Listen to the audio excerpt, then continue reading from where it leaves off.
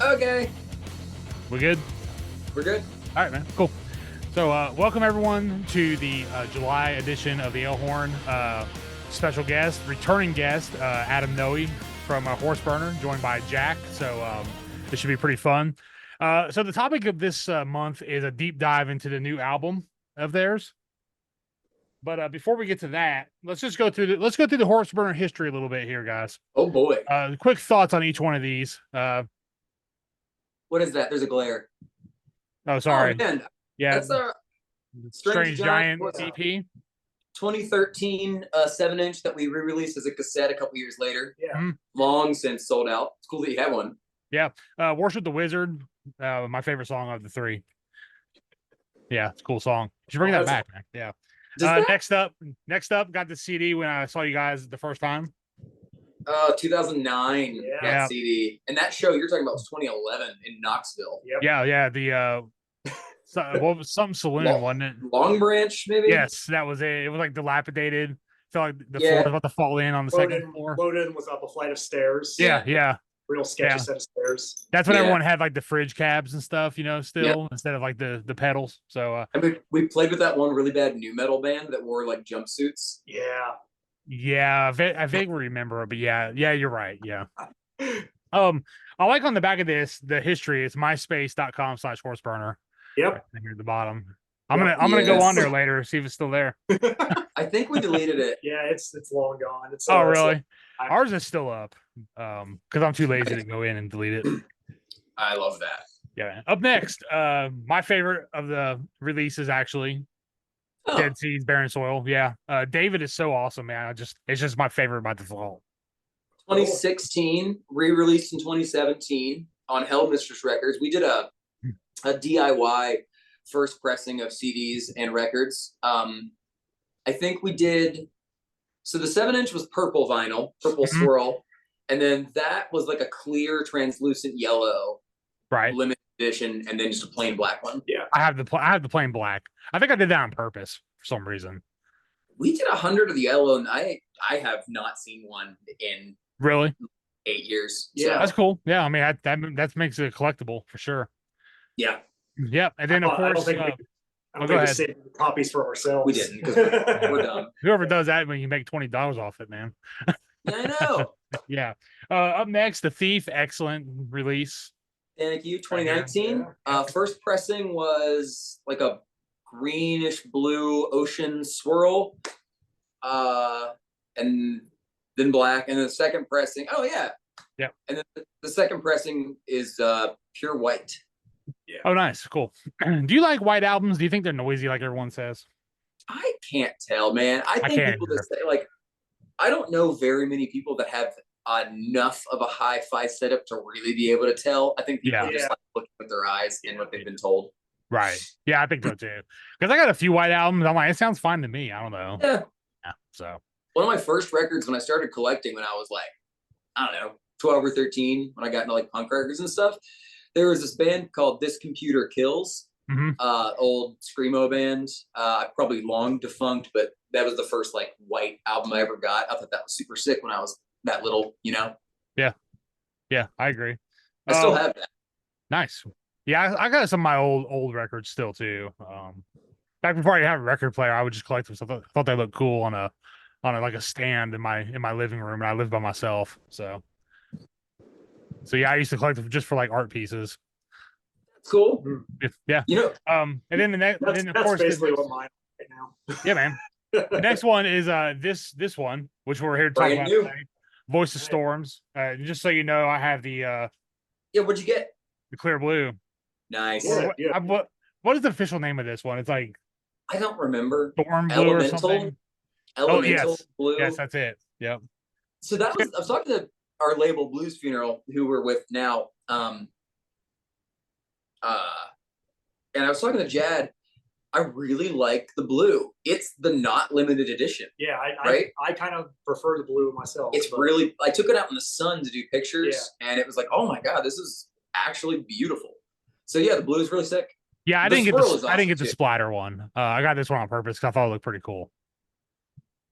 I really do like the splatter though, especially like with how washed out the color scheme of the cover is. Yeah. And then you pull the splatter out, it's really jarring, and I kind of dig that. Yeah. Nice. Yeah, that's cool, man. Yeah, contrast is always fun, you know. All right, guys. Well, let's go ahead and just get into it. Let's just go ahead and start from the beginning. So, was this the first album you wrote with the current lineup? Obviously. Yeah, more or less. Ryan joins the band probably about a third to a halfway through of the writing process. Okay. So we had like 2 or 3 songs written before he was in, and then he finished up everything with us. Nice. Yeah. Were any of these riffs left over from the Thief writing, or was it all new stuff since then? Yes, I have a stockpile of like 300 unused riffs right now, and I just Awesome. that's how I go through. That's how I've been writing songs. Just go pick ones that kind of work well together sometimes. Yeah, I mean that's what it's all about. So, and I always like for the Thief, there were a couple of riffs on that record that are like from when we were in high school. Oh yeah, most of Fisherman's Vow from the Thief I wrote when I was like 17 years old, maybe. Oh really? Wow. And then like cool. it just sat around and never got used until I don't know how old. We figured 15, out 15 years later. Until we figured out how the riffs needed to go together.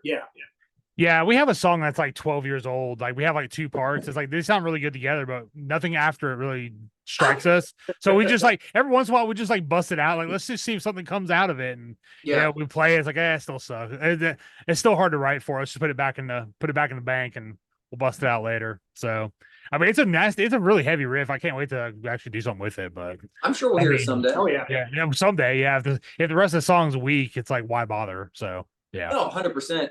Yeah. We I think it was Diana off the new record. Mm-hmm. When we finished our initial album tour from the Thief back in 2019, right? Like I think it was probably December of 2019. We know how long it takes us to write, so we started writing the follow-up, and then of course COVID and all that stuff.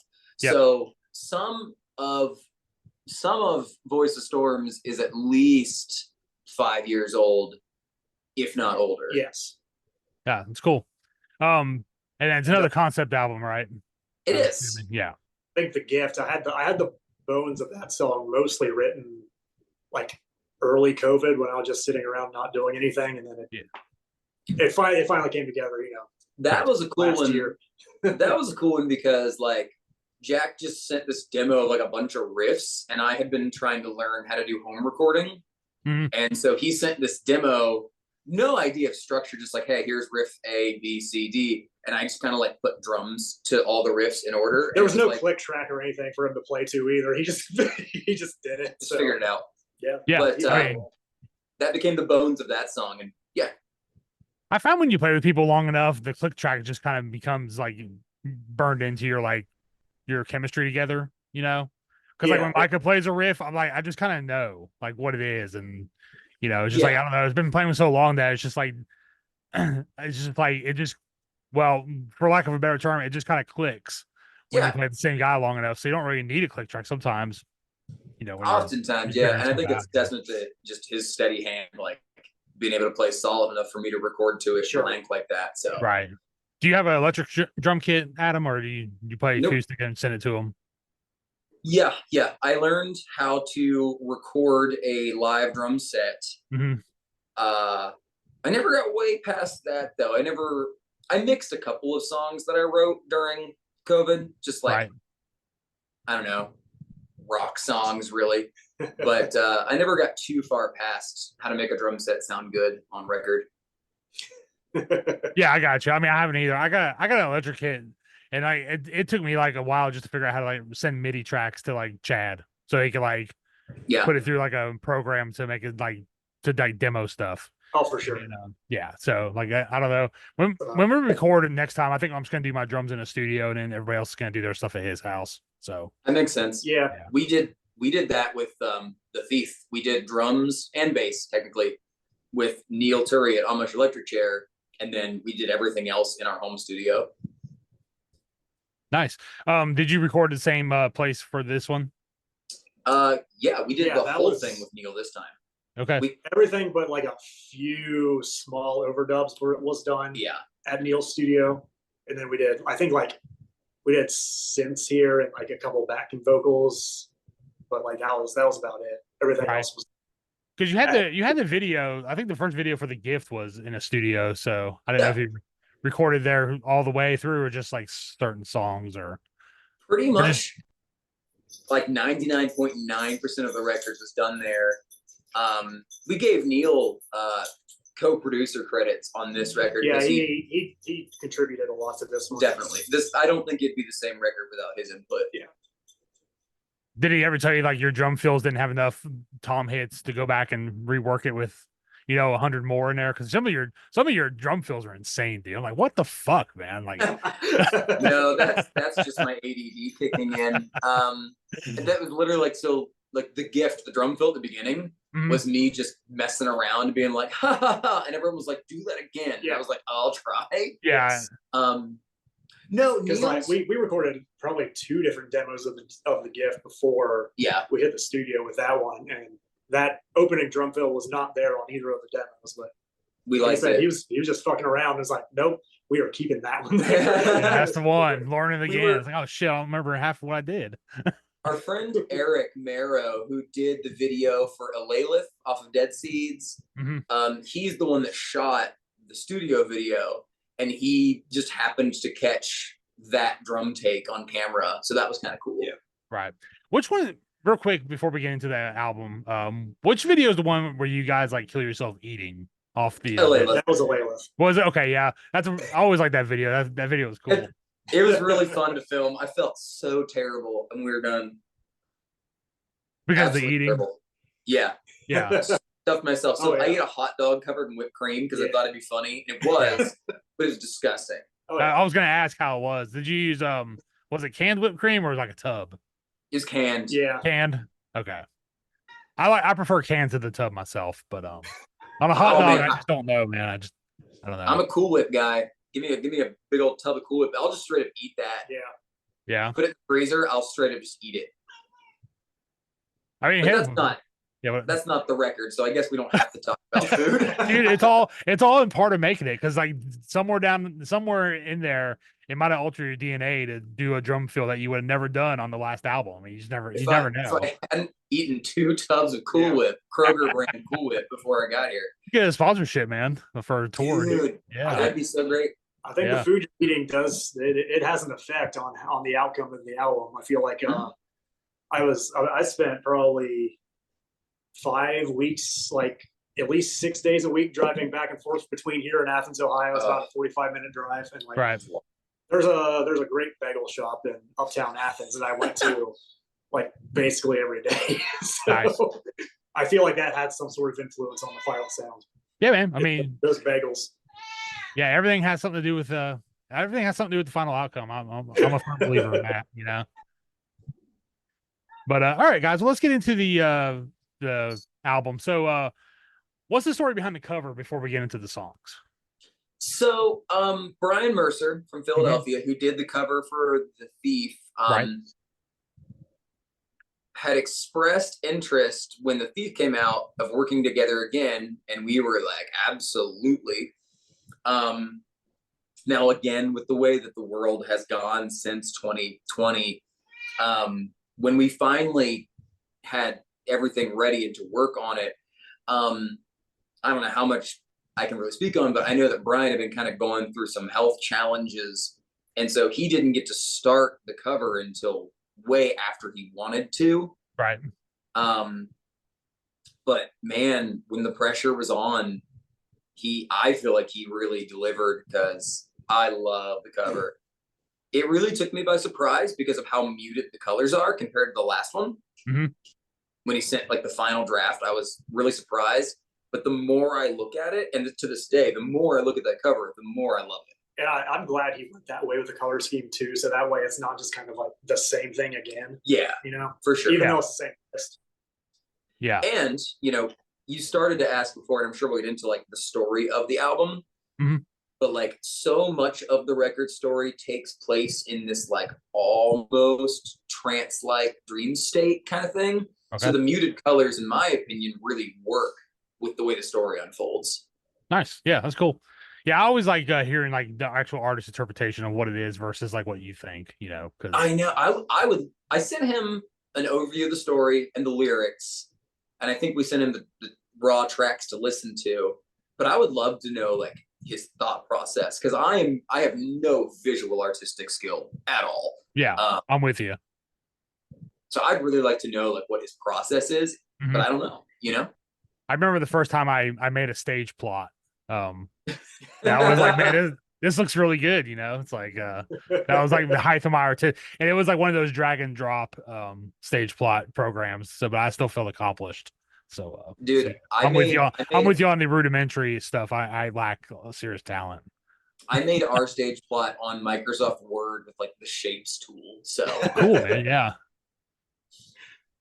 Hell yeah. Did you even like put like circles inside of the rectangle for the base cap and stuff like that? I didn't do that. Okay.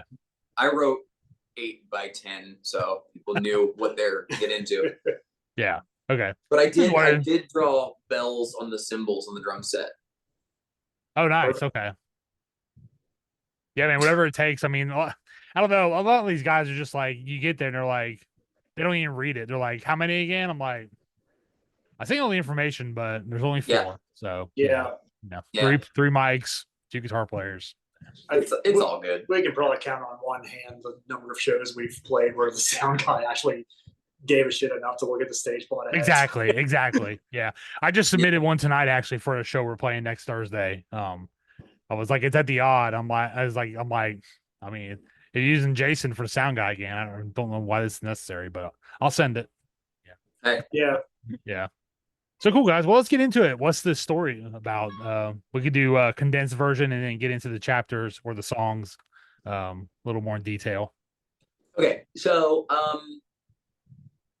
with the thief, I built the story backwards, and I don't know why exactly. And so like we were hanging out with my wife, and like the 3 of us were hanging out and brainstorming, but I had just had this title in my head, The Thief, for like a year. Right. And kind of built the story based on that. With this album, the title almost came last. But I had this idea of a girl, her name is Hala, and I forget which language it is because I'm out of writing mode right now, but it's in whatever language that I was looking at, it means the moon. So it's this main character called Hala, who is sold by her family into like a child marriage. And because that's a terrifying prospect, she runs away. And through a series of like hallucinations and actual interactions, meets the spirit guide, who takes her to this like interdimensional crossroads where she realizes that she is the embodiment of the Greek goddess Diana, and comes back to her realm imbued with those powers and kind of like destroys the system of that men have put in place that kind of led to her situation. So that's the short version. Okay, cool. Yeah, sounds awesome. I was gonna say, being West Virginia, that wasn't like some kind of like meth haze buzz you caught like on a contact or something. We'll talk about it when we get into chapters. Could have been. Full disclosure, I live in a meth area too here in North Carolina, so it's just a joke for people who live in Appalachia. It's just kind of a thing. It's just there. It's mostly pills up here nowadays. Pills, okay. Yeah. We got full on fiends. Like our Sudafed's locked up in most places. Like all Dollar Generals, it's like I gotta get someone to go get it. Like, come on, man, I just got the damn cold.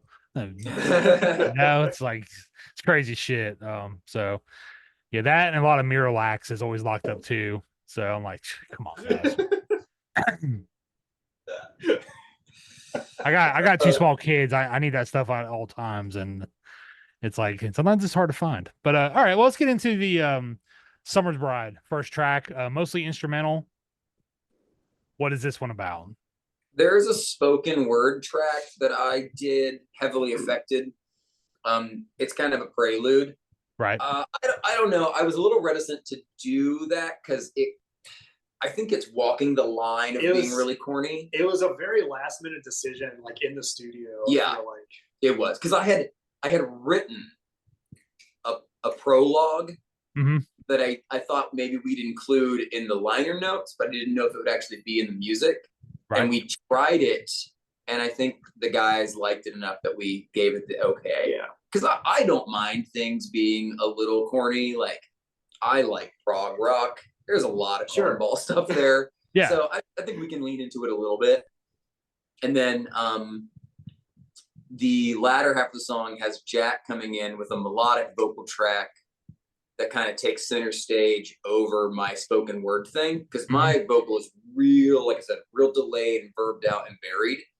And he comes in with the vocal over top that kind of explodes into the song. Yeah, I like the beginning before it gets loud. I really want to do like a Neurosis style vocal thing on this record, and like that seemed like the good spot for it.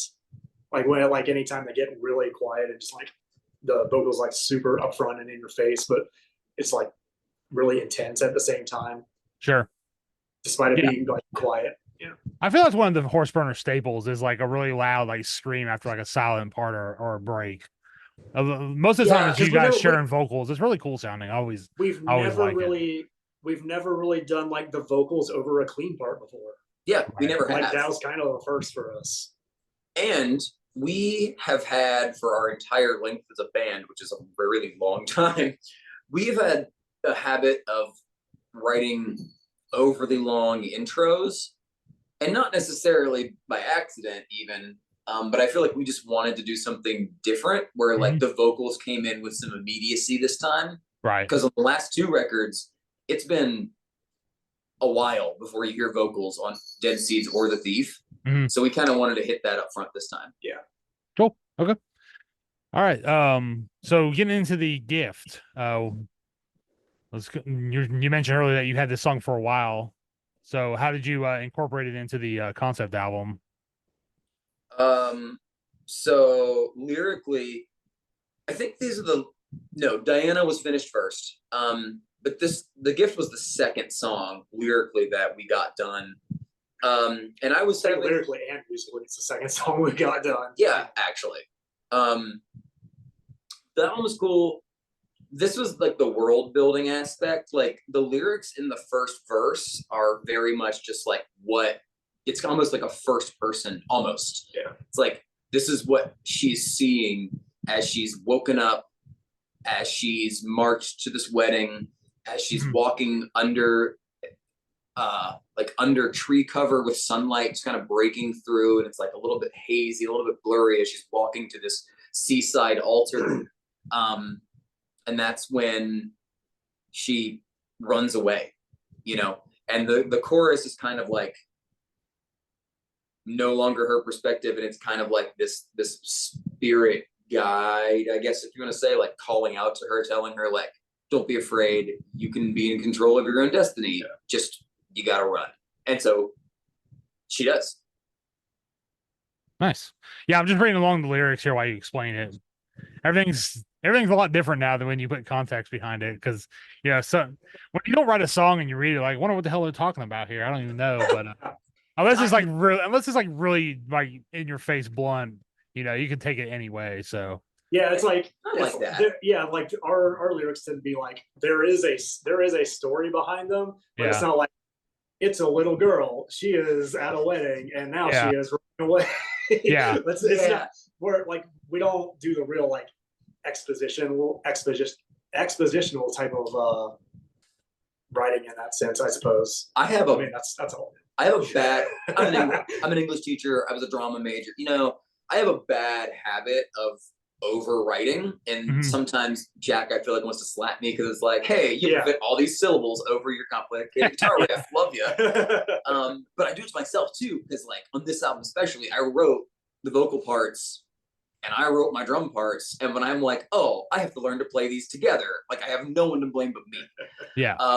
But yeah, like Jack said, I don't want to do the overly expositional, like beating people over the head with, like he said, like, I don't know. I want there to be a little bit of room that people have to wonder, Yeah. Yeah. And I do also like leaving things up to the listener's interpretation to an extent. Also, I feel like that like always helps broaden the appeal. Yeah. Sometimes. Yeah. Because I mean, like I said, I had a way different interpretation of this story than how it's going so far. So that's pretty awesome. You'll have to let me know. Good. Let us know I what you like were that. thinking of. Okay, yeah, when we'll get done, I'll tell you what my version of the story was. Yeah, I'd just love to hear it. in a nutshell. Yeah. So, moving on to Heaven's Eye. Introduced some Eye. keyboard in this one, which is pretty cool. Yep. Yep. This may have been the last song we finished. It was. Yeah. It's kind of funny because since The Gift and Heaven's Eye go back to back on the and they flow into each other on the record. It's funny how well that worked out considering, we wrote The Gift. We wrote The Gift in early 2020 and Heaven's Eye in like summer 2023 or something like that. Oh, cool. So so it's pretty recent then, huh? It is. Yeah. And so live, we're doing those two back to back also, just like on the record, because they're both in the same guitar tuning. Okay. Yeah, that makes sense. Also, yes, like these two songs are the first time that we've not played a song in like B standard on guitar ever, tuning down to drop A for those ones. Oh, really? Okay. Yeah. So it's not like we went real far out of our comfort zone on the tuning. Right. Just but yeah, but still, it's different enough. Just real quick, do you tune to Jack's vocal range basically, or is it just like the tuning that you guys like to sound like? No, we just did. It wasn't a conscious choice. It was just like we did when we wrote the songs for like Dirt City way back in the day. We're like, hey, here's these bands that tune to B standard. We want to sound like them. Okay, I was just wondering. That's pretty much it. And I was just wondering because we actually tuned to Micah's vocals the next 13 years, Yeah, we just tuned to Micah's vocals when we first started. Like whatever sounded good, that's where we stayed. So yeah, it's like the Black Sabbath. It's basically the Black Sabbath tuning, like C standard. Yes. So, yeah. Going on next. I do like B standard because like that's kind of like a high B is kind of the upper limit of my vocal range to like do those real high streams sometimes. But sure. That's more of a coincidence than a real conscious choice. Yeah, whatever works, man. I think we'll tell people it was intentional. Yes. So that we sound professional. Yes. I mean, whatever works, dude. As long as it sounds good, that's all I care about. Yeah. So next up, first, like semi-instrumental, I guess, the Fawn. Oh wait, we didn't tell you the story behind Heaven's Eye. Oh, yeah, I guess we forgot that. Yeah, because Heaven's Eye is one of my favorite songs on the record. It's just weird. It's it's not a traditional song structure at all. It's just it's like movement after movement, and one of our shorter songs we've ever written. So in Heaven's Eye, she has run away, and she's kind of being taunted by her own mind. The first set of lyrics is kind of like what she's thinking, like leaving the people behind, and like your husband's praying for your safe return, even though really, like, he's furious and would probably kill her if she came back, things like that.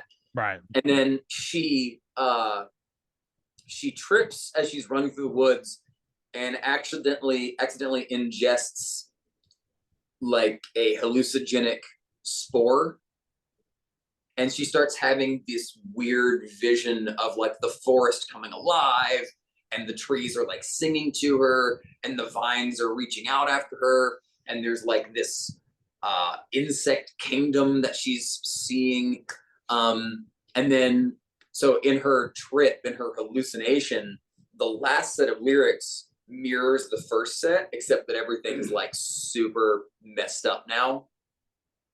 Like people's heads are on fire and the trees are all like changing color and dancing in front of her. So that was a real fun. I think lyrically that's my favorite song on the record. Just like it reminds me of like Alice in Wonderland or like there's a little bit of that.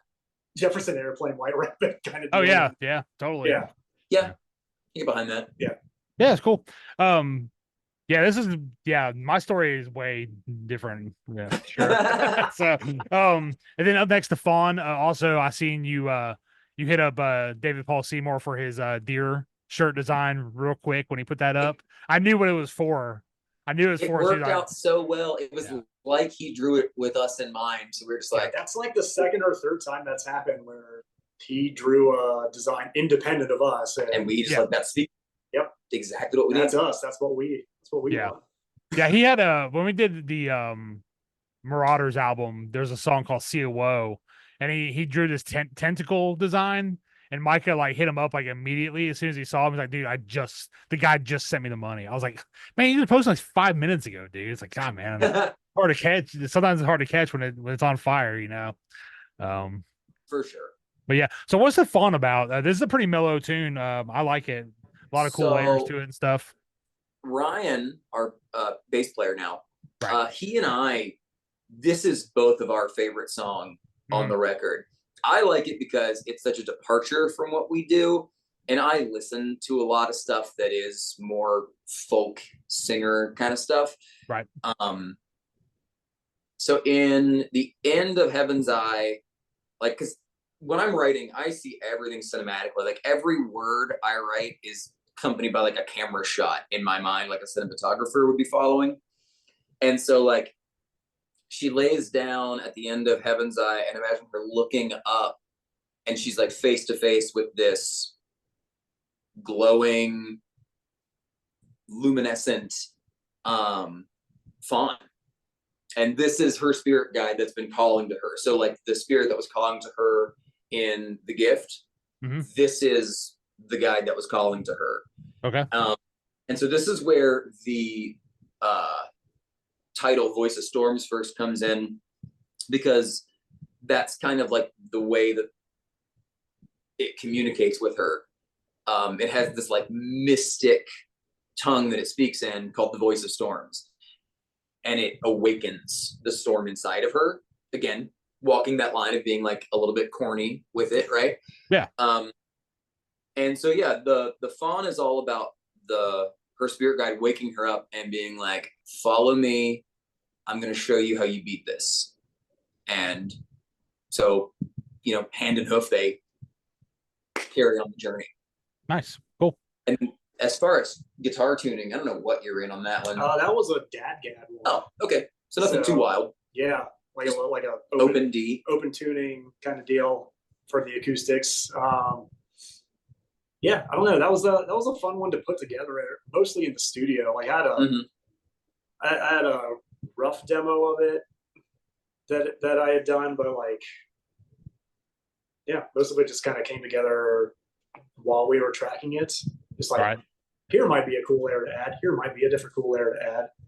So, and like the electric guitars in the background, I think really add to the drama of that song. For sure. Right. Yeah, there's no percussion on it at all, is there? No, I don't think so. The most percussive thing, I think there's a triangle. There is a triangle. Right. Yes. I think that's the percussion on that one. Ryan played some upright bass on that one. And there was no upright bass on the demo tracks. It worked so well. Yeah. So yeah, I deeply love that song, and I hope we can find a way to pull it off live sometime. Right. But that takes some work. Yeah, sure. I mean, there's like 7 guitar parts. Yeah, we'll have to find. Yeah. Have to find more bodies to put on stage for that one, I think. Yeah, I'll fill in for the triangle if you need me to at a show. It's kind of funny that like the least heavy song on the record is the one that's kind of like the most densely packed as far as tracks go in that regard. But there being no drums left so much room for everything else to have the space on the spectrum for sure. that it needed to feel really full. The drums take up such a wide band. Yeah, you know? I agree. They're very attention diverting too. You know, when you have a song like that and then you just like hit into like a bass crash combo over an acoustic song, it's very overpowering. It just takes all the attention away, you know, from the song. I'm not opposed to like a jarring moment in a song like that, but with this one, I really wanted the focus to be on the interplay between the guitar, specifically the acoustic guitar, and the vocal takes. And I think we nailed it. I don't say I that. think it's awesome. Yeah, I think it's great. Going back to like the discussion of like using older riffs, I think the second half of the Fawn, when the tempo picks up a little bit, I think that was a pretty old one too. That's probably a good 6, 7, 8 years old. Nice. Before we made it onto the record. So Yeah. Just Yeah, that's cool, man. keep those stockpiles. You never know when they're going to come in handy. Oh, Never right. know. You should see our like YouTube like practice channel, like where we send ideas up, like upload ideas, like playing them and stuff. It's like, man, there's songs from like 7 years ago on there. It's like, what? Remember this? Like, no. Yeah. Like, oh, it's pretty good. The thing is, Could like, use it one day. you're the only one that's ever going to know that as the songwriter. Like the audience is going to hear that for the first time. Yeah, in sure. 2024 or some shit. So Yeah. It doesn't matter how old it is. Yeah. Hidden Bridges, the second single, and probably your most most impressive video as far as production goes. Yeah, we worked with some local cats that go by Humble Media.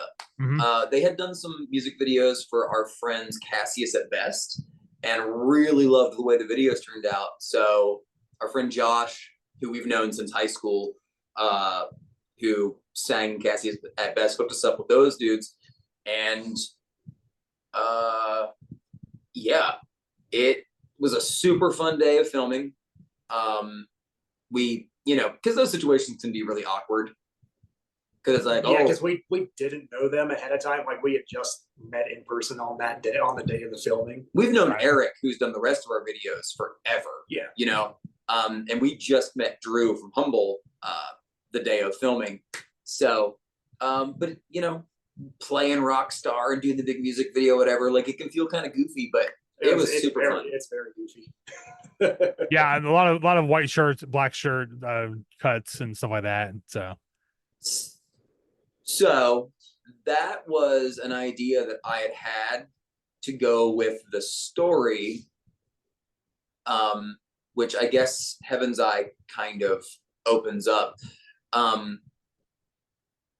Later in the record on Diana, because again, that was the first lyrically and musically finished song, there's this concept of Heaven's Eye and the Shadow's Eye, which are kind of like, again, I don't spell this out necessarily for listeners, but it's kind of inversions of the same world. So Heaven's Eye is what the people in this universe call the moon.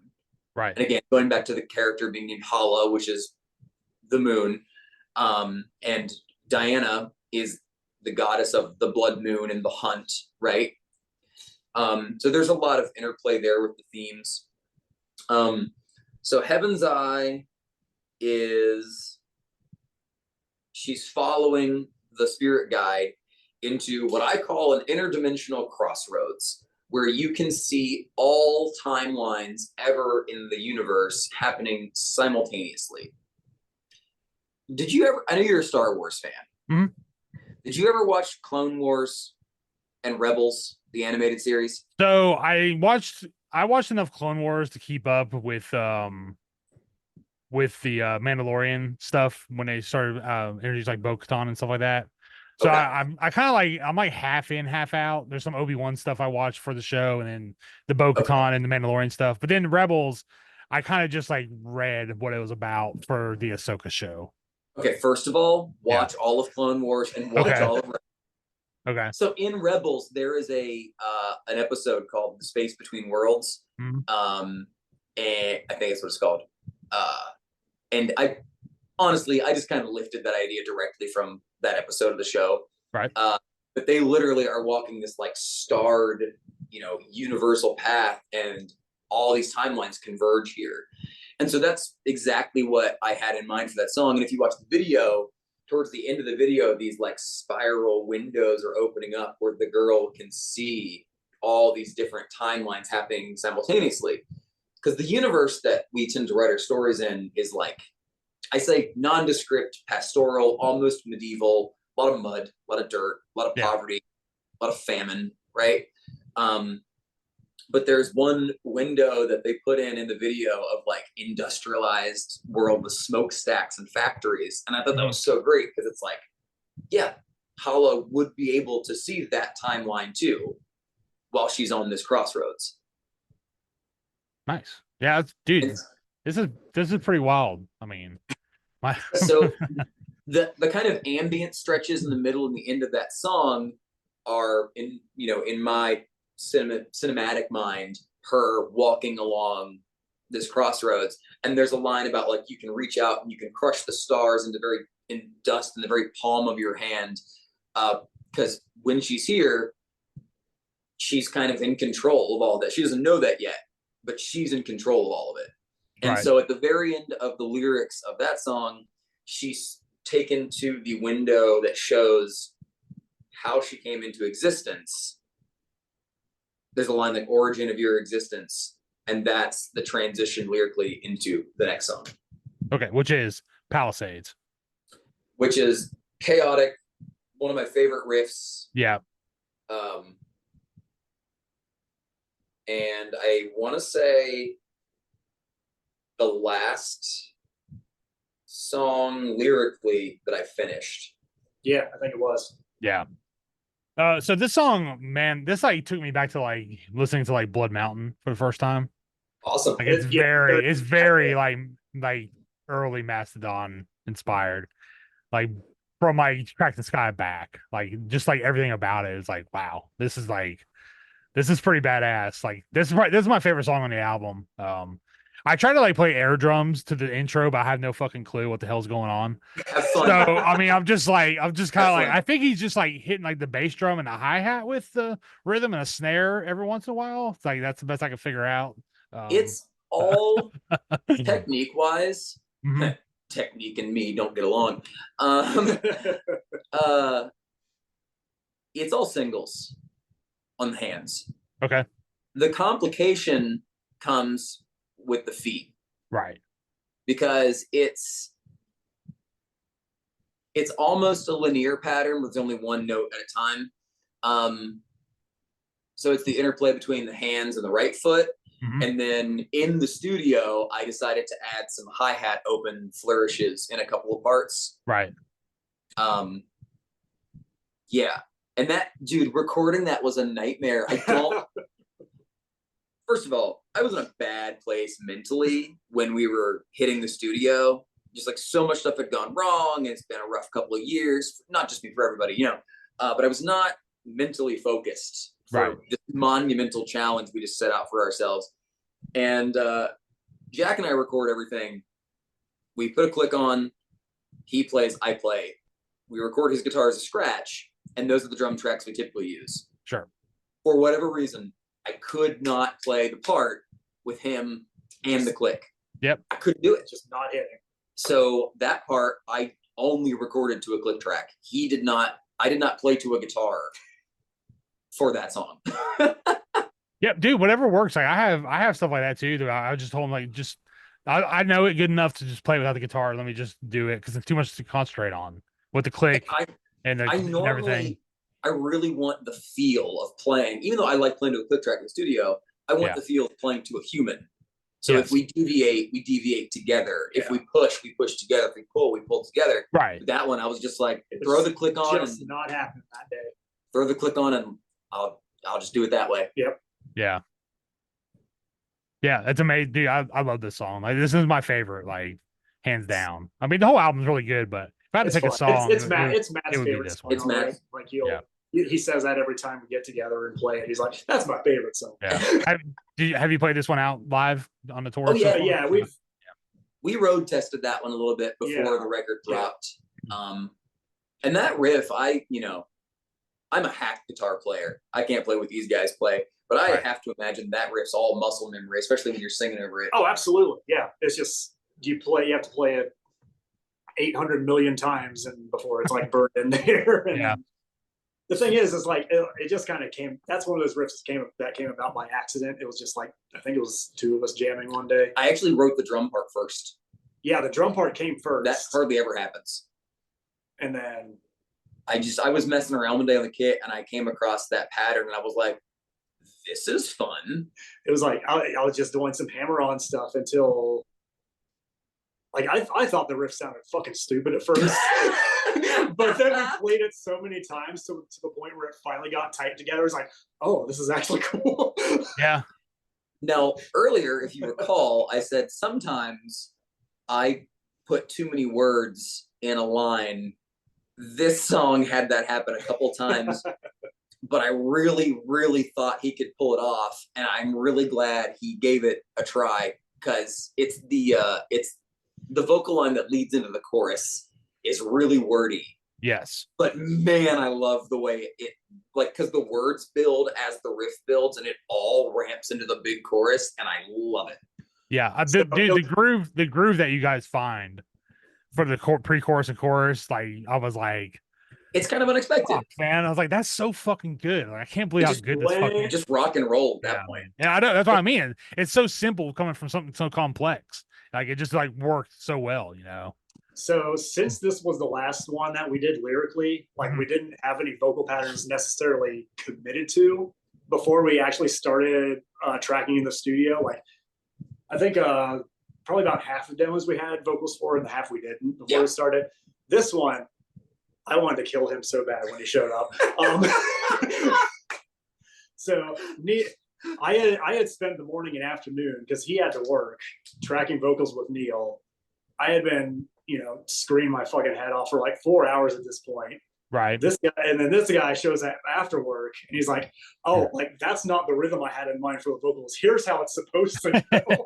So I had to do basically everything all over again from scratch. But it worked out. It worked out so good though. The end product is absolutely worth it. It's funny. I had a phrase I kept repeating to myself throughout the entire recording sessions that I only have to be mad about it for a day. Yeah. And then like that's after good that, attitude. After that, it's fine. And I was pretty mad about that one for a fucking day, I'll tell you.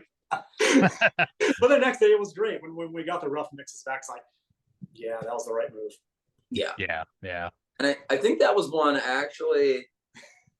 I don't remember the details of how this went down. I just remember when I came and suggested that, you were like, I'm pretty sure what you just said was my original idea for the song. It could have been, yeah. So, we're dumb. It's okay. Okay. Yeah, because it's like the lyrics go on like the front half of the riff.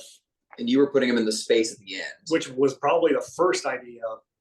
And then like when we went to record it, I sang over the back half of the riff. Mm-hmm.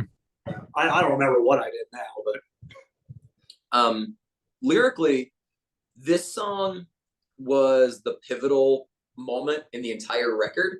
So my wife is also a teacher, and she's very intelligent and well-spoken and well-read and all these things. And so I love bouncing ideas off of her mind. And so I laid the story out, and she was like, "Okay, but why?" She said, "Why is all this happening? Why is this girl Diana?" And I was like, "Oh, I don't know why." And she was like, "Well, if you can't figure out why, it's not very compelling. And like, if it's all just by chance," she's like, "then the story's not that good." And I was like, "Oh, you're right." Thanks, Jess. So shout out to my beautiful, intelligent wife for that. So when she hit me with that, like, you need a why, because of course she was correct. That's where I finally was able to finish the lyrics to this song. So this song is called Palisades, which by definition are, like cliffs looking over the sea kind of thing. Mm-hmm. So that's the setting of the song. And that's what, in the end of the last song, cinematically, you see this seaside cliff. Looks really peaceful. But as we zoom into that window and Palisades start, you have the Greek goddess Diana tied up to essentially a stake overlooking these cliffs. And you have a group of people around her, like, with knives. Right. More or less. And so it kind of looks like they're, humans fighting back against the gods, because the Greek gods, if you read those stories, are always messing around and they're not good, right? They're not good, benevolent beings. They're assholes. Yeah. But what you learn as the song unfolds is that actually she's let this happen. And in fact, she's making this happen. These people are her devotees. They're her worshipers, and they're doing what she said. Like, this is a sacrifice she's willing to make. So when they cut her throat, it's by her design, and her spirit, her soul, is then shattered and fragmented into these prisms in all the realities, all the different timelines. And that is how this girl came to be Diana reincarnate, because there's literally a piece of her soul in this girl. Damn. Cool, yeah. Yeah, I really like the chorus. God touched the clouds from anywhere. I think that's really, really awesome. That was a cool line. And again, yeah. it's just, I found it interesting, my literary brain, to name the song. Well, first of all, one of the things was the guitar pedal that we used for Matt's main tone for the whole record is an Earthquaker Devices Palisades. So because that pedal came in so clutch, we were like, this deserves to be recognized. So shout out to Earthquaker Devices for making great pedals. But I also thought it was interesting for such a violent song and for such a chaotic song, to name it after this beautiful, peaceful setting and not after what's happening at the setting, I thought was a cool juxtaposition. Yeah, it's cool. Yeah, I mean, I know what Palisades were. I mean, like cliffside stuff. I mean, like there's like resorts and shit called Palisades. You look at them like, oh, I get it. You know, so yeah. So like I said again, I'm interpreting it way different, but I knew some bad shit was happening up there. You know, so I had that. That song and Hidden Bridges had both had various working titles. Hidden Bridges was called Great Circles in the Sky, which I was really all about for like 6 months. And then like after we recorded, I was like, I don't like that name anymore. I had this other name 7 months ago, Hidden Bridges. Let's go back to that. I forget what we were going to call Palisades. That was the Stag. Oh, it was the Stag. It was gonna. And like if you go back and look at our files for our like early demos, that one was called the Stag. Okay. I literally changed that. We did a show in Athens, Ohio, and they asked for a set list to put on the wall, and we didn't write a set list. We just knew the songs we were gonna play. Yeah. And so I wrote out a set list real quick, and that was like one of the first shows we'd ever played that song. Right. And like I started to write, and I was like, Palisades. And then I gave it to them. So that's when I decided that song was going to go Palisades, apparently. Yeah. Why do they need a set list from you, just so they can keep up with how much longer you had? Or? They like their back wall behind the bar. They get set lists of everything. Oh, I see. Okay. Yeah, that's cool. Yeah, like as artwork essentially. It's really cool. Yeah. Okay. Yeah, that's all. Okay, that's awesome. I was just like, man, are these guys like that into themselves that they have to like have everything, you know, like to it down to a T? But okay, if it's for like nostalgia or just like decoration, that's pretty cool. Yeah. Well, the Union's been around for decades in Athens. It's a legendary venue. It burned down and they rebuilt it. Yeah. And so I don't know. I think it's a way to celebrate the bands. Yeah, it's part of the legacy. Nice. It's kind of a way to like recapture that like history that they may have lost from like that first fire that destroyed the place, and then they had to rebuild it. I mean, High on Fire played there back when nobody really knew what High on Fire was. Right. You know? Like they've had a lot of great bands come through since like the 80s. So yeah, it's like I remember High on Fire and Mastodon played in Nashville like before they were really like even known, like at a place called Stella Blue. I think Mastodon was touring on Leviathan just come out. So yeah, it was like pretty early on. So yeah, I never forgot stuff like that. It's like, damn, I remember seeing these guys in like really tiny places, you know, around here. Mastodon just played a tiny bar in Atlanta. The Star Bar. In 20 years. I thought that was really cool. Yeah. If I was like a band that size, we would do that shit all the time. Yeah. So one of Jack's other bands that he was in for a while played a house show with Torch, and they had to go a different name. No, it wasn't a house show. It was in DC. It was like a church sanctuary room. Okay. But it was like a super DIY venue. But like whoever, maybe their booking agent or like whoever they were signed with at the time, since they didn't book that show, they weren't allowed to go by Torch. So they called themselves Healer instead, but it was still Torch. Yeah. Yeah, that was a cool show. All right, moving on to Diana. Probably my second favorite song on the album. So Diana's a very traditional Horseburner song. I feel lots of big riffs, a lot of like killer epic guitar harmonies. One of the not a lot of guitar solos in this record, which is kind of a step away from our normal thing. But I feel like Hidden Bridges has a few, and they're all really meaningful. right. And the one at the end of Diana, I feel like is also just really hits hard because there's so few. Lyrically, it is the story of her actually realizing who she is and in her mind becoming physically and spiritually Diana in this current realm. Okay. Cool. Is that it? Lyrically, yeah, it's a longer song because of the outro, which again, like one of my favorite solos Jack's ever done. And we got my friend Mike, who again we've known for 20 years. He played cello on the outro of that track, and man, it's cool. Yeah, that was another one of the overdubs that we did here instead of at the studio, but right on. It worked out great. Yeah.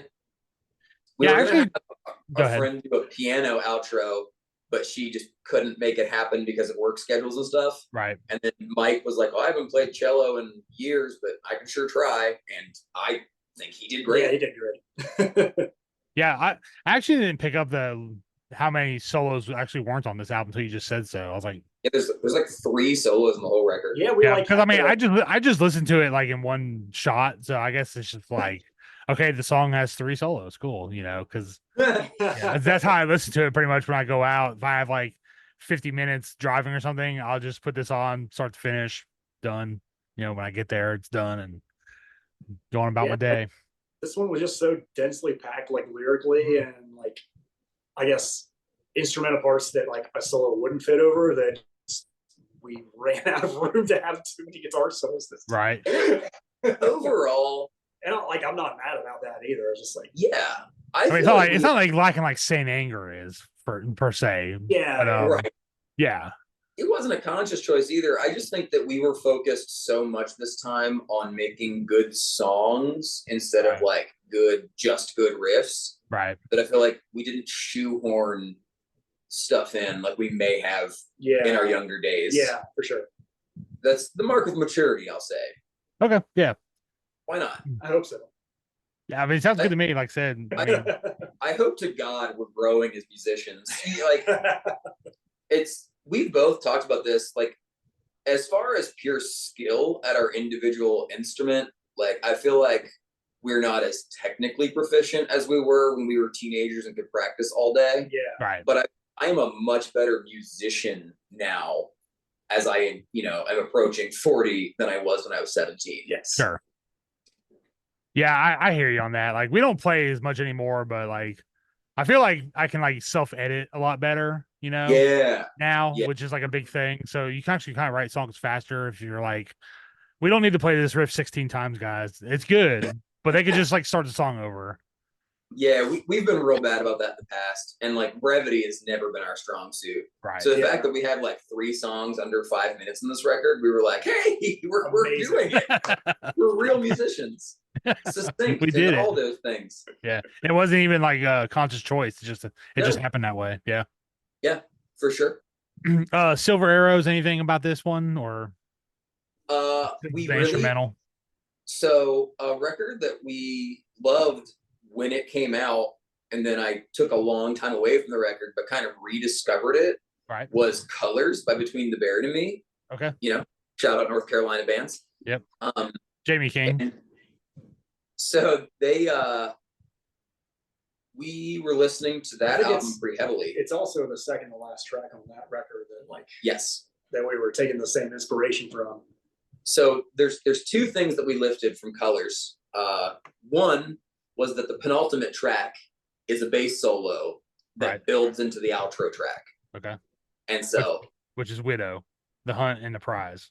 Yes. Yeah. So Silver Arrows originally was all about the bass solo, but then we were jamming together and just kind of stumbled into like the big riff that builds at the end. It was like, oh, this can work together. Yeah. And it did. Cool. Yeah. So let's just go into Widow, the last track, the conclusion of this journey, if you want to say that. Lyrically, it's pretty abbreviated. You know, I get descriptive and world building and stuff like that. But the meat of the story is that as Diana, she has re-entered her realm where she lives, and she comes back and essentially just lays waste to scores of men, army after army of men trying to stop her, but she's literally a god. Right. And so she's just kind of destroying these patriarchal structures that led to not only her confinement and her situation she was in, but like all the stuff that has happened. If you read history and the treatment of women throughout history, like it's pretty brutal, right? Yeah, You got it's not the great. whip, you got all that stuff. You know, just this year we took our kids on a field trip to the sanitarium, which was the old insane asylum, and the first class was all women. And I was like, to the tour guide, I was like, hey, can you explain to all my kids why the first class was all women? And she was like, yes, I can. Because if their husbands, brothers, or fathers got sick of dealing with them, they could just say that they were insane and bring them here. And they had no agency, so they just were a permanent resident here. And the only way they could be freed was if the person that dropped them off came to get them. But let's say your dad brings you in because you're emotional, and then he dies. Guess what? You're never checking out. No one can come check you out. So it was kind of allegorical for kind of a revenge tale. But, and I said this on another interview that we did, like, I'm at the same time as I want to highlight this, I'm still a dude. I'm still a man writing a female character with a woman's perspective that I haven't lived. So I'm not trying to like make us a face of this movement or being like, we are a radical feminist band. I believe in those ideals, but that movement's not about us, first of all. So in my mind, this album story-wise is as much Kill Bill as it is anything else. You know what I mean? Yeah. So just a good old-fashioned revenge flick with beautiful cinematography and flowery language. Right. Yeah, I mean, cool. You want to know what you want? Seriously, want to know what I thought this album was about from the some of the themes. I actually thought it was like one of the classic Wonder Woman stories that you just like kind of like moved into music. Because, well, if you think about it, like I thought it was like a really violent Wonder Woman story. Because Diana is the one that got me. Because her name is Diana Prince. Her name is Diana. And she's also a god, which you talk about a lot, like, you know, in Palisades and also Widow and stuff like that. So I didn't really think it was like was Wonder Woman per se. I thought it was like based on a Wonder Woman story from like the 40s or 50s, like the early golden age stuff. But I thought you just like changed the names and the characters, you know, to fit Horseburner. That's funny. So, yeah, I mean, honestly, that's what I thought it was all about. had no idea. It was like, I mean, this was like another language. I feel like there's always going to be the same tropes that kind of show up time and time again in these kind of stories anyway. So that's probably has a lot to do with that interpretation. Yeah. So the other thing that we lifted from Colors, the Between the Buried and Me record, and not a lot of people have picked this up, which I kind of like because I feel like on repeated listens, maybe they'll hear it. The chord progression from Summer's Bride, comes back in a more aggressive, angular way. Yeah, it's and is the intro chords of it's Widow. The same riff essentially, but with more I mean, it's louder and more distorted, but also Give me like music theory more terms. dissonant underneath. There's like a shit. Like, are you changing the chords because they sound more dissonant? The melody is the same. But they're like ugly chords. But the chords underneath there's a lot of like diminished chords.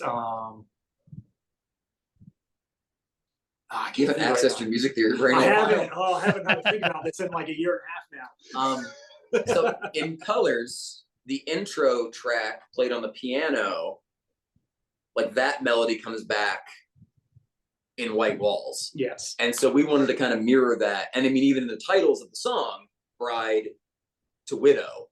Right. Originally, it was called Winter's Widow to really drive home the summer bride, winter widow, but I didn't like the alliteration there. So snip that. Yes. But yeah, and then the outro of that song was just a drum and bass jam that Ryan and I were doing, and it just like, all right, that was cool. Let's throw it on as like a celebration at the end. Mm-hmm. So I think that's probably as close as we came to like shoehorning it apart because it's cool, but it did fit the story. Mm-hmm. Nice. Yeah, man. It's awesome. Like I said, yeah.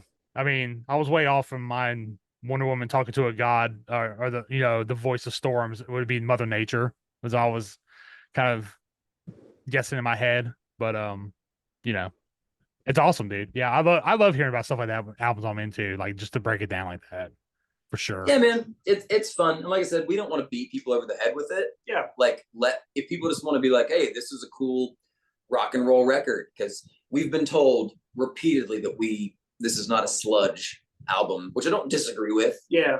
But yeah, I don't really know where the sludge thing kind of came from. I was like, I don't know, maybe it's like really hot day and the sludge moves fast. But I was like, this isn't really like Crowbar, it's like, I mean, it's Horseburner, But, we just get so many comparisons to like early Macedon and Baroness, I guess. And I guess at some point they were also considered sludge, but like neither one of them is either. Yeah, exactly. Right. So yeah.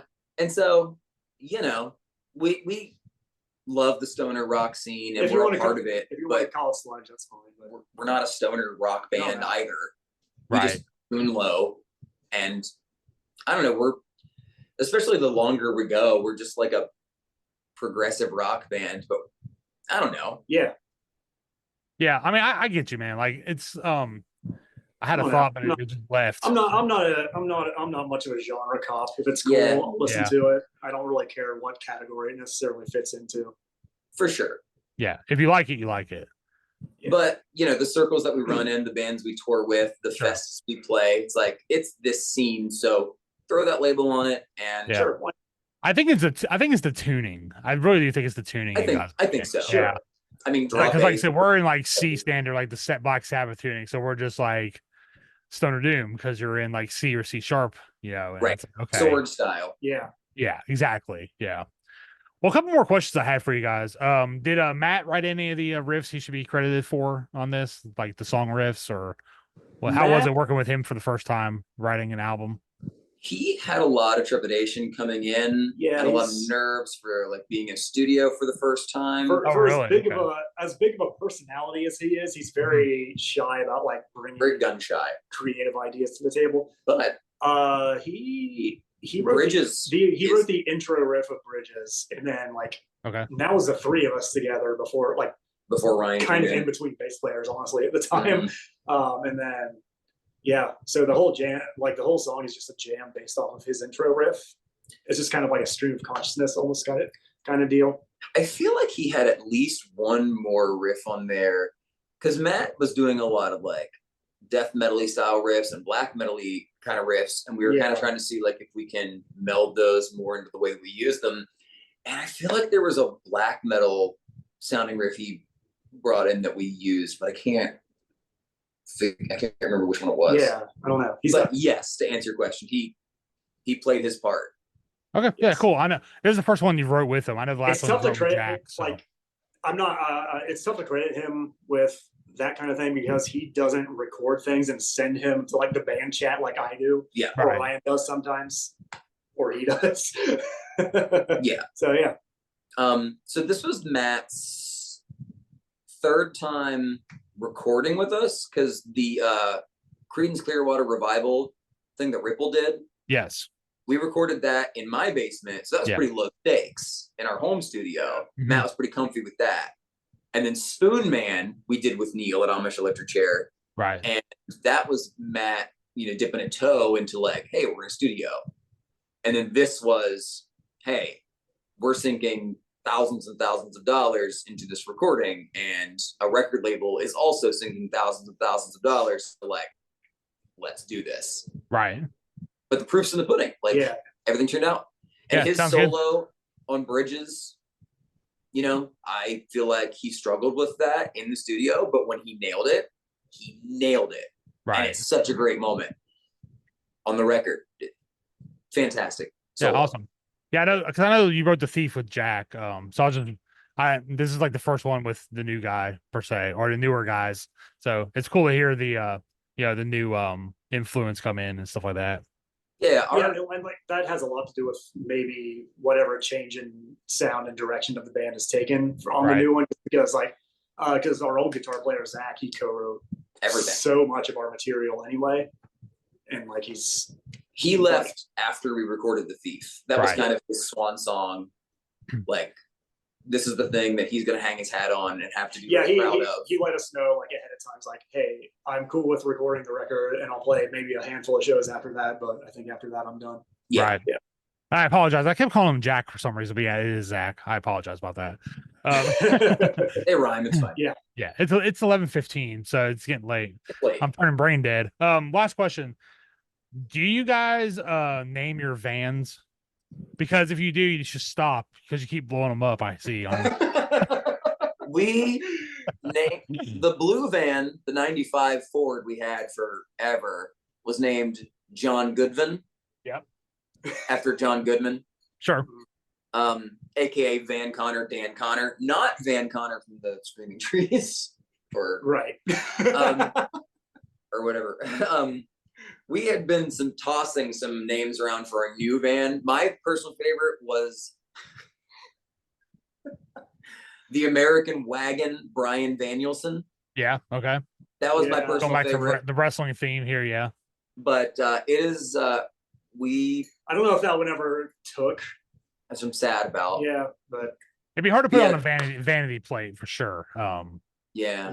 But we got to come up with some cash to get that van working before this black test run, because we need reliable transportation, because it's a cross country tour. Yeah. So we're gonna figure out a way. I don't want to do. We'll make it one way or the other. I don't want to do a GoFundMe, and I don't know. I feel weird about that. So we're gonna try to figure out some way to raise some money and get the van that we were sold under false pretenses working. Too bad. Yeah, it sucks. Yeah. What's the issue? Is it like engine or transmission, or? We don't know. We took it to a dealership here in town, because are the people I know here that work on sprinters, and they charge dealership prices. Sure. So $2,500 later, they replaced one pipe in the engine. They replaced an exhaust hose, did some more diagnostic stuff, and they're like, here's another thing we could replace, but we're also not sure if that's going to fix the issue. And that was going to cost like $4,000 to have that stuff done. And they're like, that's $6,500 on top of what we've already spent on it. Yeah. And no guarantee of it working. Being in a band sucks. Why do we do this? Yeah. It's one of those things, man. I'm trying so hard not to let it kill what we've built and like kill my spirit for it. Because like I said, I was going through some major mental health things for the past couple of years. I was at a work conference for the past couple of days, and on a bunch of teachers, and on the tables they have all these literary quotes. And the one at the space that I happen to sit at, call it Providence, Divine Intervention, whatever you want. It was an Ernest Hemingway quote from The Old Man and the Sea, and it said, "The man is not made to be defeated. A man can be destroyed, but he cannot be defeated." And I was like, boy, if that wasn't the universe giving me a sign what I needed to hear. So I stole that, stuck in my back pocket. Like that's going somewhere where I'm going to see it every day because man, I needed that. Yeah. Thanks, Yeah, that's Ernest. a good one. Yeah. But yeah, man, we'll go ahead and wrap it up. Congratulations on the success, and you've been doing some touring. I know you were just in Johnson City. I was gonna try to make it, but I didn't want to say anything because I couldn't make it, and it turned out that I couldn't make it. But you guys and Howling Giant would have been a pretty damn awesome lineup to catch. Hope that was a good show for you. It was a cool show, yeah. I'm gonna throw this out. I said Okay. this to them. We brought them to Parkersburg. First show we've played here in our hometown in 5 years, over Right. 5 years. And my favorite part of the night was not our set. My favorite part of the night was looking around me at everyone's faces while Howling Giant played. Right. Because you could tell all these people were like, what are we witnessing right now? And I was Sure. like, Yeah. this is why I brought them here. Yes. I've seen them a lot, and I Because- always say that too. What the fuck am I witnessing right now? You know? They're the best dudes. They're the best band. They deserve all the success that comes their way. And What do you think about them now that as a 4-piece, especially live with their Love it. sound? Yeah, yeah, James, it's pretty Yeah. massive. Yeah. James is a sweet, sweet man. Yeah. And he'll say he's not a guitar player. I'm going to disagree with him. He's playing that thing and doing a good Exactly. job. Yes. Yeah. I agree. Yeah, yeah. Shout out to Howling Giant on their success. Love They're those doing pretty dudes. well. They're doing pretty well for themselves. So good to see. We love all of our friends. I do most of the social media stuff just because nobody wants to. Yeah. And I hate myself. So I try to highlight our friends as much as I can because we are surrounded in our scene by just amazingly talented people who are also not full of ego. And I think that needs to be celebrated. So, if you follow us on social medias and we talk about a band, go listen to that band because they're going to be good.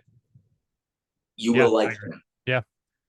We got some shows with Shadow Cloak coming up too. We're playing with them Yeah. next Thursday. So Yeah, we do. Adrian's our boy. yeah, they're relatively new around here. They've only been around for a few years.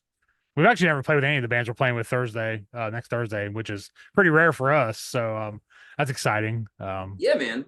So, I like if it's a band I don't know that we're playing with on tour. Yeah. I specifically don't listen to them so that I can get the live experience as my first impression. Yeah. That's because if a band brings it live, then we're cool. But if your record's really good and you suck live, I'm not interested. Gotcha. Yeah, I know. Like I said, I'm a big fan of the band Saviors. I don't think they're around Yes. anymore. Yes. I don't I think they're miss around that anymore. But so the first time I saw them was live, and I was like, "Damn, dude, this is the real deal right here." So I got all their albums on CD and a couple vinyls upstairs. Mhm. Now I think they play in a band called Persecutor. A couple of them do with this illegal immigrant guy who Yeah, there's won't show his face. Persecutor. Isn't Sonny and Yeah, Necrot? Necrot. One of the guitar players is in that band now. Yeah, he's like the singer is like this dude from another country who has like expired green card, and he doesn't show his face, so he's in a mask with like a teeth grill, so nobody can figure out who he is and stuff. And the That's band is actually fantastic. really awesome. Yeah, it's cool. So I again being super into Midwest emo and screamo from the 90s and early 2000s. mhm. Two of the Saviors dudes used to have a screamo band called Yaphet Kotto, the actor. Yeah. An alien. They had a screamo band named after him, and that band was great. So yeah, big fan of those dudes. Anything those guys touch is golden. Yeah. So Nice. If you like screamo, Matt Evans from the Auditorium has a new band called Serrate. That's Okay. pure screamo. So you might want to check him out. Like get old them on a school, mail next time. could have come out of Kansas City in 1996 screamo. Well, I'm just familiar about Midwest screamo, but it's screamo nonetheless. All It's I'll pure. check it It's out. pure. Yeah, it's called Serrate. Serrate. I'll check it out. cool. So yeah, cool, man. And think about maybe writing that story into a book or something. Man, That's what I did for our album. oh my god. Oh, Dude, That's so I had all, cool. yeah. I had all these ideas, and I was just like, and there it is. It's a story, So, yeah, it's you can publish it on rad. Amazon, dude. It's cheap. Well, I've you know, sold, I've sold 4. I'm number 2 million something on the fantasy list on Amazon. So there's actually somebody proud of beneath you, me, man. which is awesome. That's fantastic, man. Yeah, it was good to get all that out because, like I said, I had like cliff notes for this like concept album, and then like after I realized, I was like, dude, I have like 100 pages of like lyrics. Like, what the fuck? You can't sing 100 pages of lyrics on a 40-minute album. So I was like, well, I'll just make a story out of it. So Hey, you'd be surprised. I'm gonna take that as a challenge. And next time, Adam's like, shit, hold my beer. I feel like we came pretty damn close on this one. Sorry. Nah, man, I thought about the writing thing, like prose style, but Yeah. I feel like I'm much more of an idea man than an execution man. Like, I love brainstorming and coming up with these loosely based things. Mhm. But whenever I try to put it into like story, long form story, I'm like, Yeah. boy, I should never be allowed to do anything. Like, arrest me. This is terrible. Like I said, man, it's just how much detail you had in it. Like, I mean, this is probably the first book ever written based on like a music album by like a independent band. I'm pretty confident saying that nobody's ever wasted their time doing that before. I love it though. So, so yeah. Thanks for the 4 people who have read it. One's my mom. Shout out to her if she even Shout read out it. to your Probably mom. not. Yes. But Listen, man, thank you so much for having us. This was fun. yeah, dude. Thanks as always. And I think I'll be seeing you guys here. And I don't want to say it, but I've heard that you're coming back in the next few months. So We're supposed to be coming back soon. with 20 watt. That's the hope. Okay, cool. Yeah, I've heard from other people around here that book shows. So yeah, Sweet. I have that on my calendar. But yeah. We'll- So anyway, we'll see you instead of soon. a GoFundMe, horseburner.bandcamp.com is the best way to do it. Buy everything they have and then sell it and then regret it and then go buy it again. Help Yeah, these guys out. Yeah, help these guys out buying a van. I'm gonna sell all Help my us Horseburner stuff Keep this just so I can buy more new Horseburner stuff. Help us get back on the road because we're sad Yeah. about our purchase. Yeah, man. Like I said, playing with Black Tusk, playing with Shadow Cloak, Noise. playing with Restless Spirit. Restless Spirit is great. Yeah. We were gonna do some shows with Wind Rider. We had to cancel because of our transportation issues. Sure. So we're gonna try to make it up to them because we love them. But Restless Spirit, those are our boys. Shadow Cloak, those are our boys. Yeah. Somnori, I actually at Facebook Memories, we played with them 8 years ago in Brooklyn. This month. It was like last week. It was like 8 years ago. I was like, oh my gosh, I forgot that we played with them that long ago. And Black Tusk, they're legends. So we're very stoked to. Yeah, they were just here last weekend. Actually, some festival popped up like last minute. Yeah, they we played were trying to get on that, but it didn't work out. Yeah, I mean, I'm the guy who booked that kind of owes me a favor. I'm kind of like annoyed that he didn't even fucking ask me. Like, what the fuck, really? You We're know? calling that guy out. Yeah, I'm just like, no, I'm not gonna Listen, I'm say it. I'll tell him next time I see him. But yeah, it kind of irked me that I wouldn't even ask. I was like, dude, what the hell, man? I hooked you up so hard, and like you can't even ask. It's like whatever. So yeah, the joys of booking for a local band, I tell you. Yeah, man. Yeah. It's a whole nother episode. But all right, guys, That's we have gone on long enough. Horseburner.bandcamp.com, and help them out, check them out, and yeah, that's all I got to say. cool. Thanks, man. Thanks, Love you. Jason. Yeah, man, you guys take care there, and good luck on the new stickers. Also, I need to get one of those next time I see you guys. Okay. Yes. Catalytic converter stickers. Yeah, I Yeah. dig that shit. 'Cause More that's also fan- a big deal around here too. Yeah. Oh yeah. Gotta get that scrap. Yeah, my work truck actually didn't have one when I bought it, so I don't have to worry about that problem. Nice. Yeah, so it was probably stolen before I got it. So Probably. Perfect. gotta get that cobalt. All right, guys, everyone, take care out there, and look Yeah, forward man. for coming to a town near you nationwide this summer. We're coming everywhere. Yeah. So Yes, sir. All right, guys, thanks for hanging out. Appreciate it as always. later, dude. All right, see you soon. Thanks.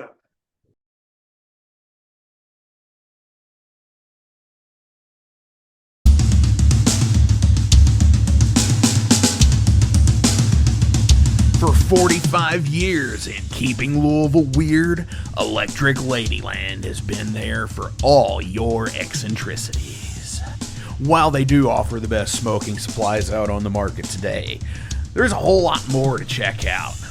From ashtrays and blacklight posters, to records, incense, and burners, and items to stock your metaphysical supply. They're open from 10 to 10, 7 days a week, located at 2325 Bardstown Road in Louisville, Kentucky, and at electricladyland420.com. Roll out.